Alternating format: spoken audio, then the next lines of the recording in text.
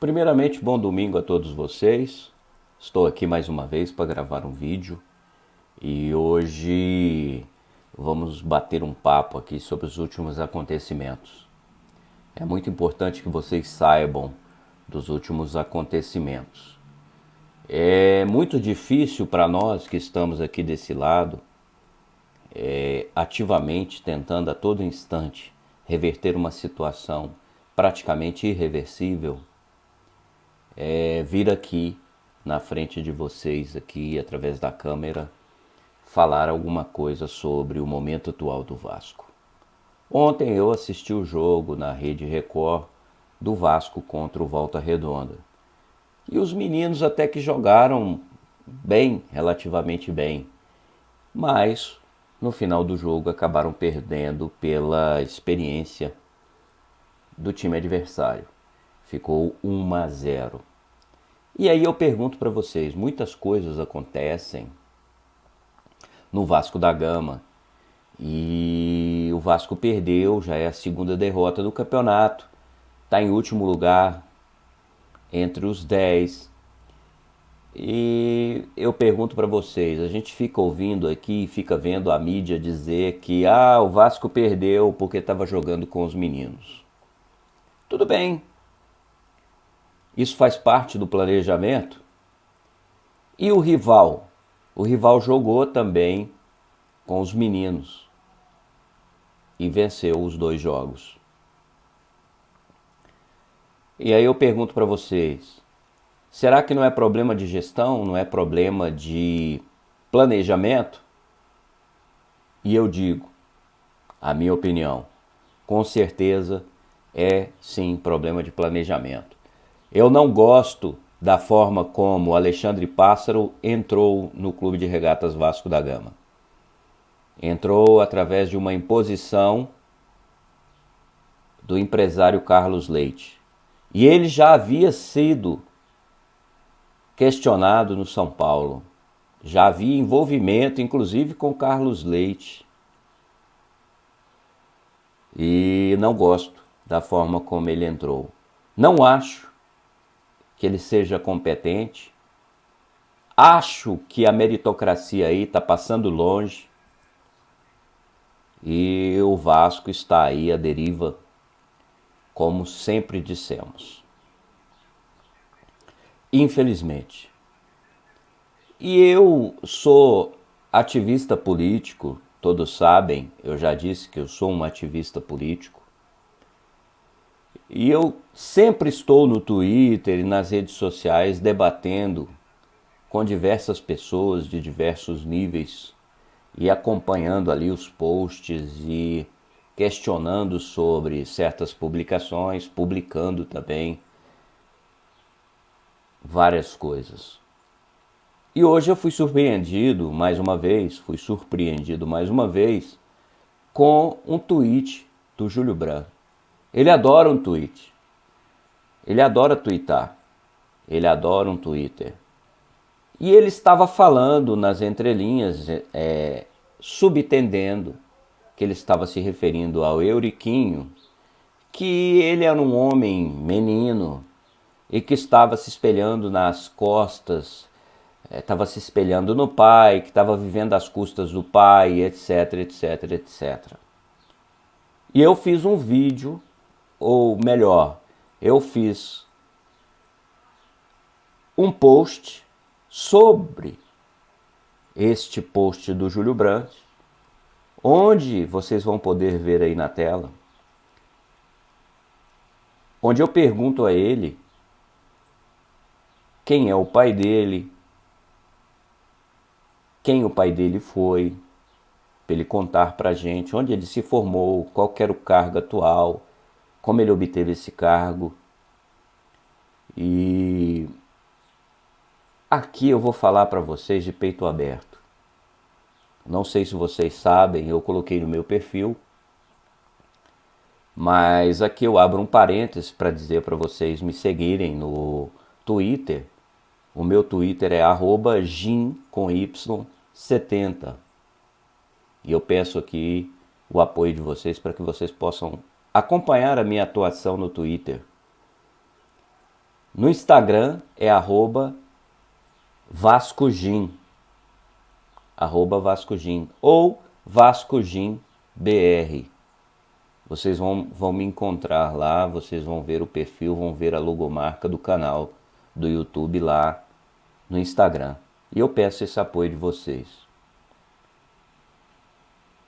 Eu sou radialista profissional, iniciei a minha carreira profissional por volta de 1986, 87, trabalhando como radialista profissional. Nessa época eu era jogador de futebol profissional. Não tive muita expressão, mas eu era meia. Eu iniciei minha carreira como segundo volante e mais para frente eu me tornei um meia, um camisa 10. E no final de carreira eu já estava jogando com a 11 e às vezes joguei com a 9. Não fui um jogador de futebol que pudesse se dizer acima da média, mas posso afirmar com certeza que era melhor que muitos destes que jogaram aí no Vasco da Gama. Fui remador, inclusive fui campeão. No remo eu participava de um barco que se chama no remo de 4 com timoneiro. Eu era o proa porque eu era o menor. Naquela época eu tinha 1,77 m, hoje caiu, se eu tiver 1,74 m é muito. Mas eu tinha 1,77 m, eu era proa. Também cheguei a remar um 8 com timoneiro e eu também era o proa. Me formei em engenharia, eu sou engenheiro eletricista, com especialização em eletrônica de baixa potência. Depois fiz um mestrado em sistemas controle e informática industrial, fiz uma especialização em engenharia de segurança do trabalho e por aí vai. Trabalhei em algumas estatais, fui concursado em algumas empresas estatais e eu fiquei olhando o currículo do Júlio Branco, Andrade Gutierrez, diretor, vice-presidente. E eu fiquei curioso e quis investigar onde o Júlio Branco havia se formado e como ele havia ingressado nessas empresas.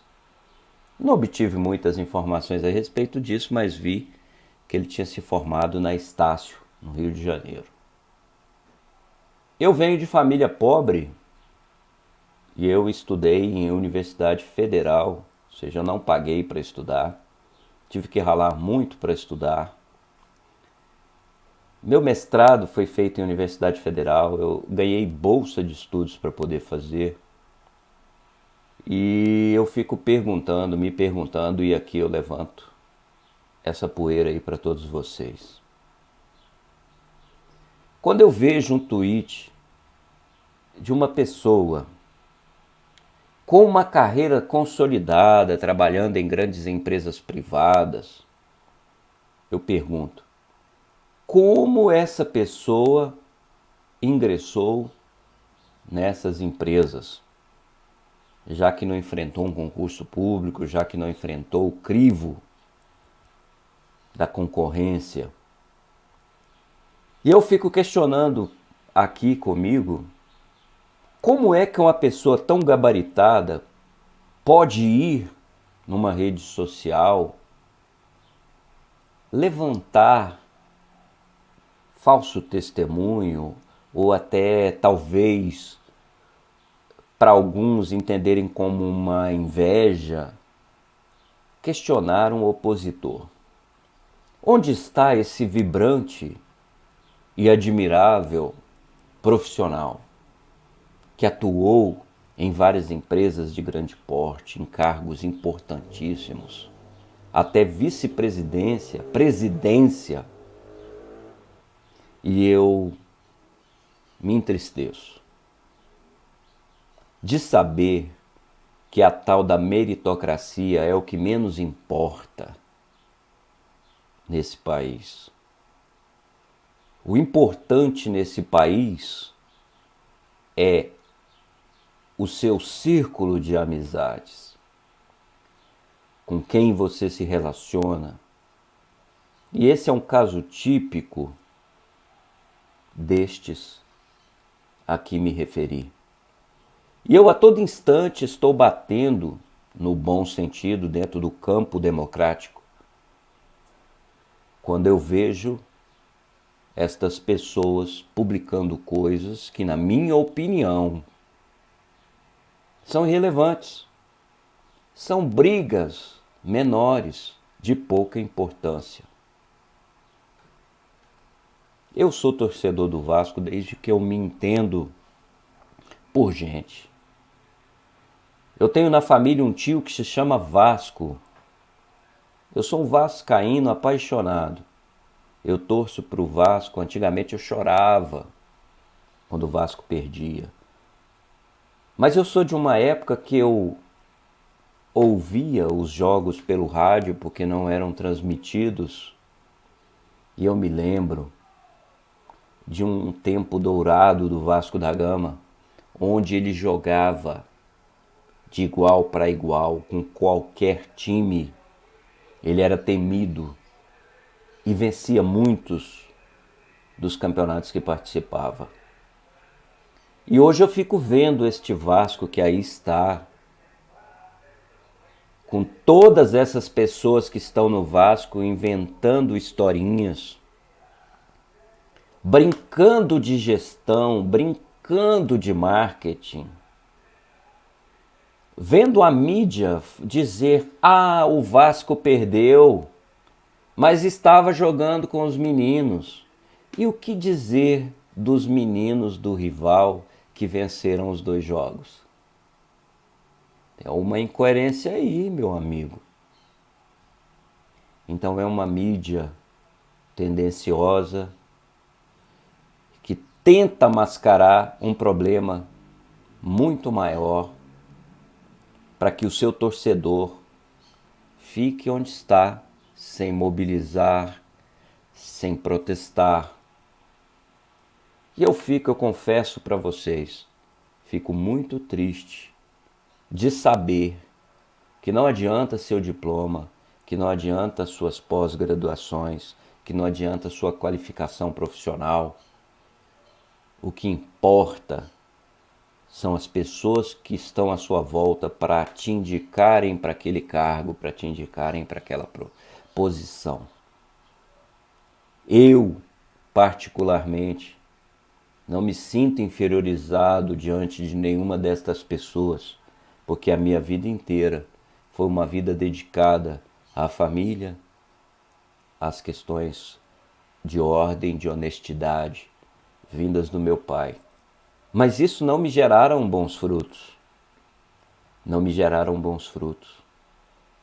E muitas vezes eu me pego amargurado, frustrado, diante de tantas coisas que eu julgo infelizes, ilegais, imorais. Tantas pessoas despreparadas ocupando cargos de destaques. E eu, aqui, pensando, estava ontem assistindo a um vídeo do pai Carlos, onde ele dizia que queria ser maior, porque ele queria falar para mais pessoas, que ele queria que o canal dele fosse grande para ele poder falar, para derrubar tudo que está acontecendo. E isso eu estendo a mim. Me sinto muito pequeno para poder ter uma voz forte para agir diante de tanta irregularidade, tanta arbitrariedade. E aqui eu abro um parêntese e peço o seu apoio. Se puder, se inscreva no canal, divulgue esse canal para mais pessoas. Não quero fazer propaganda, porque ninguém faz propaganda em benefício próprio. Mas eu gostaria de frisar, como já disse anteriormente, sou uma pessoa preparada, uma pessoa com qualificações e que sei exatamente o que estou dizendo. E eu poderia ajudar muito. Em qualquer nível, em qualquer nível. Já estive fora do Brasil, já morei fora do Brasil, já morei nos Estados Unidos. Tenho boa fluência no idioma espanhol, tenho boa fluência no idioma inglês, enfim. Todos que quiserem observar, meu nome é Sérgio Galdino, eu tenho 56 anos, eu sou engenheiro eletricista especialista em eletrônica de baixa potência com mestrado em Sistemas, Controle e Automação Industrial pela Universidade Federal de Santa Catarina. Sou também engenheiro de segurança do trabalho pela Universidade Federal de Goiás. E sou radialista profissional, sou locutor, animador, apresentador. Trabalhei em rádios como Antena 1, Manchete FM, Rádio Globo FM e tantas outras. Então me sinto em condições de poder falar para todos vocês e de representá-los.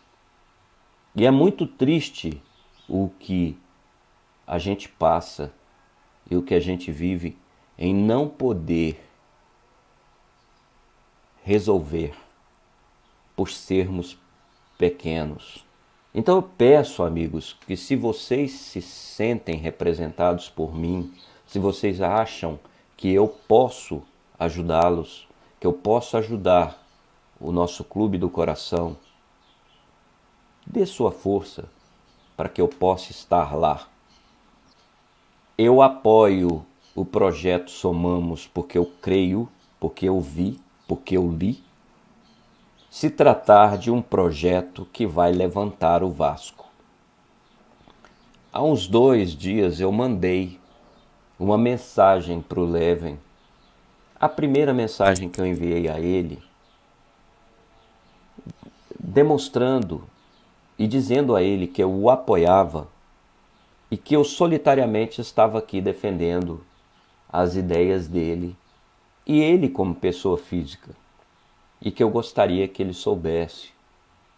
Não é pelo Levenciano, é pelo projeto, pelo que ele propõe ao Vasco.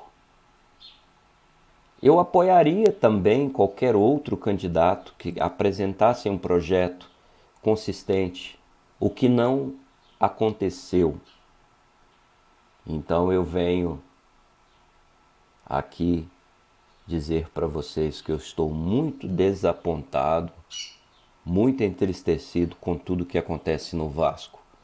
Mas eu acredito que com o apoio de vocês, torcedores vascaínos, nós possamos mudar tudo isso que está acontecendo. Um grande abraço para vocês, um bom final de domingo, uma boa semana e estaremos aqui no próximo vídeo.